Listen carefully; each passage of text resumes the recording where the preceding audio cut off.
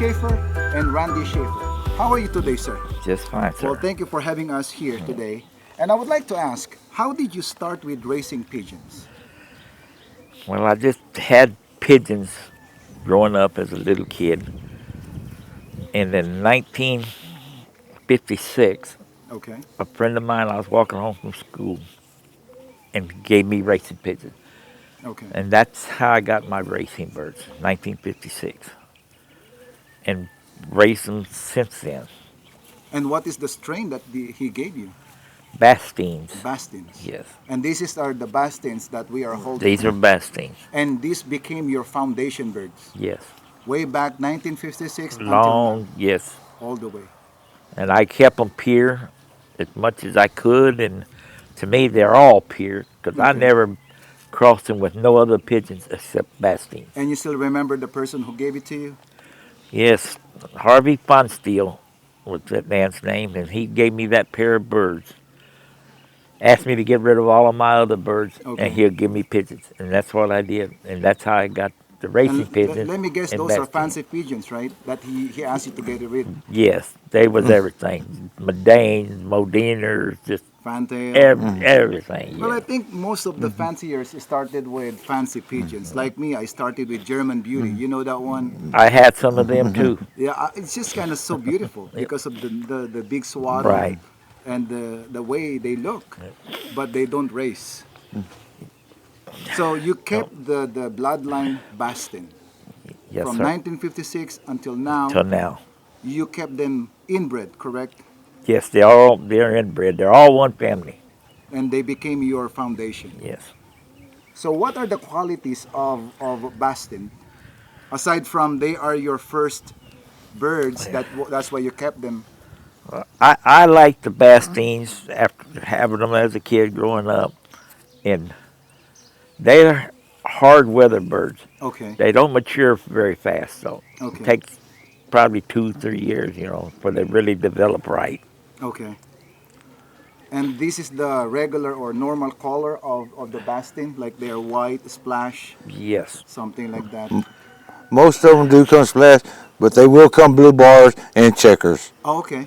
So this one has the possibility that it will produce blue Blue bars. bars or Or checkers. Could it could, yes. So even though, like Randy mentioned to me, it doesn't have pedigrees, but you can make your pedigree because you know that you kept the bloodline pure. Yes.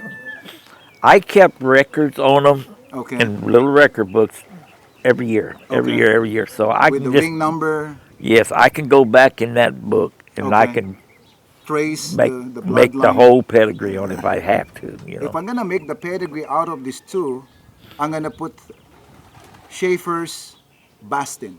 Shaefer's Bastings, because that's a, I think that's just about right. yes. Because I mean, you managed to keep I the had them bloodline. for all We're, them years. we're probably the only ones around the area that's got them that's pure. That's why that is the talk of the town. That's why I mentioned to you about that, the Bastin. Because many fancier here in our area knows that you managed to keep the Yes. bloodline of the Bastin. That was my first, so that's why I did it. And I love pigeons, Uh-huh. all kinds, Yes. but I love my Bastings. The good thing about pedigree, we mentioned about pedigree, it's just all about the record, you know. But like what we mentioned earlier, pedigree doesn't fly. It's the birds, it's the It's the record. birds. Right. So even though these ones doesn't have pedigrees, well, I believe you that these are Bastins Yeah. because you managed to keep that bloodline. And if you want to make the pedigree, you have the record. You can track all the way, I can go way, way back way back with the and show great grandparents of this. Yes.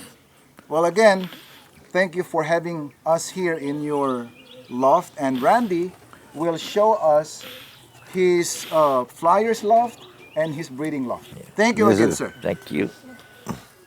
Okay, now we are here, and Randy will show us his flyers loft. So can you tell us about the design of your flyers loft? Well, when I built this loft, I built this one section.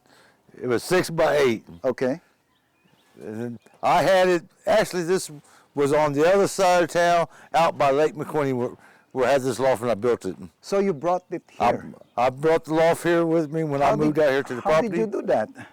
We- A trailer? Loaded on a 16-foot trailer and hauled it out here. Wow, that's nice. And then, after a couple of years, I added this section onto it to make it 6 by 16. Okay. Then I needed more room, so I built the feed room on it. Nice. It's on the end, and then built another 6 by 8 section. So now the loft is 6 by 24. Awesome. And I'm not adding on to it no more. That's it. No more, that's it. Because you have this, and you have that one, and you have the breeders all the way there. Way in the back. He's going to show us the breeders' loft also. And how many birds it can, like, hold? This loft could hold around 120 birds. Oh, okay. Comfortably. Nice. And for now, you have, these are flyers, right, for the club. 23 young birds. I got a few satinets in here and a couple of older breeders that just, 2 of them came out of the Dash for Cash race last year. Okay. And then I got one white hen in here. Maybe can you show us one of your satinet or one loft race finisher?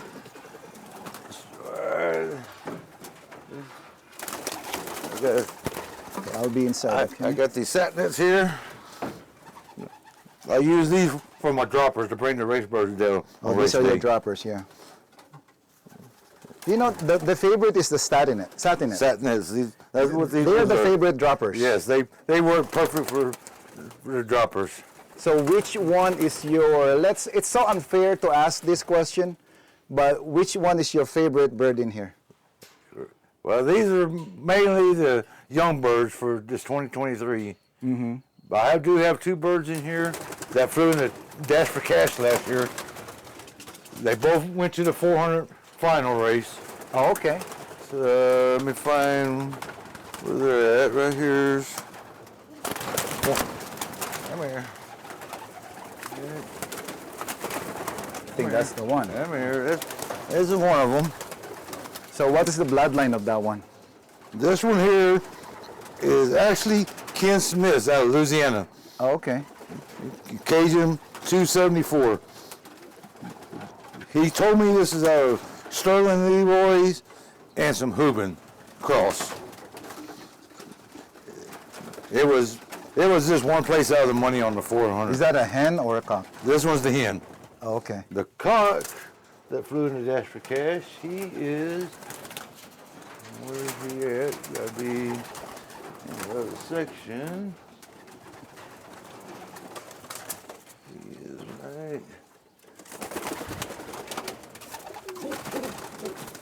right here. It's just there. This is my own cock, my race, RJSL 152. He has got some Hubin in him, got the work in him. It's crossed up. Hubin are really performing good here in Texas, huh? Pretty much, yes. I got a lot of crossed up birds. Yeah. I don't listen to Bastins, the only one are straight. All the other ones are cross. Yeah, Bastin is your foundation, so. And then you're gonna show us your breeder's loft. We can go down and look at the breeder's birds. Okay. And then now we are walking to his breeder's loft. Down to the breeder's loft. See how far that breeder's loft. That is his breeding loft. And that is his flyer's loft, one loft, and the breeder's loft is all the way here. So now these are his breeders. These are the breeders. And they are a little bit of everything. And these are the champion producers.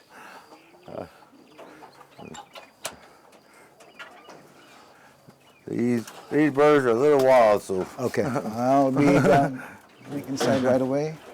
But I have down here a little bit of everything in breed-wise. Nice. I just noticed this one. That bird is.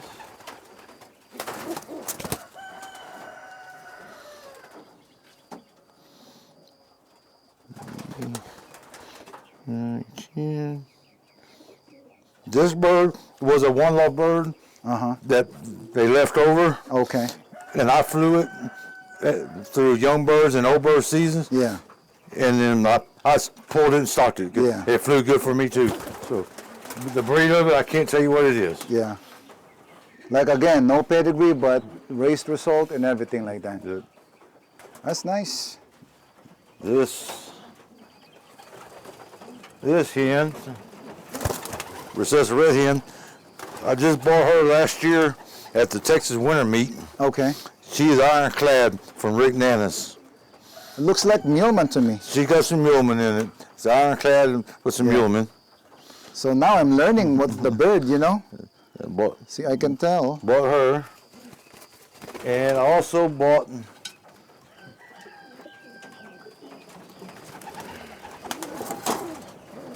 not that one.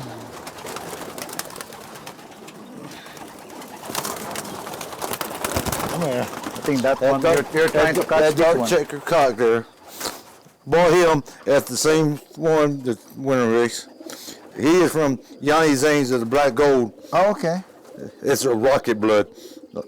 I bought them 2 at the winter meet, and they have now these 2 little babies right here. That's their baby. They both came grizzles. Oh, yeah. It's like checkered kind of grizzle. Grizzles. It's nice. So you use, mostly you use the clay pot, huh? Clay pots and black bowls. Just whatever I can pick up to make nest bowls.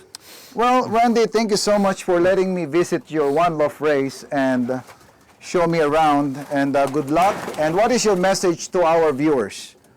Especially invite them for your One Love race. For the One Love race, we have it, I think it's June 14th, the second week of June. So everybody can come out, eat some barbecue, watch the pigeons come home, have a good time, maybe drink some alcohol, maybe. There you go. So, Maybe.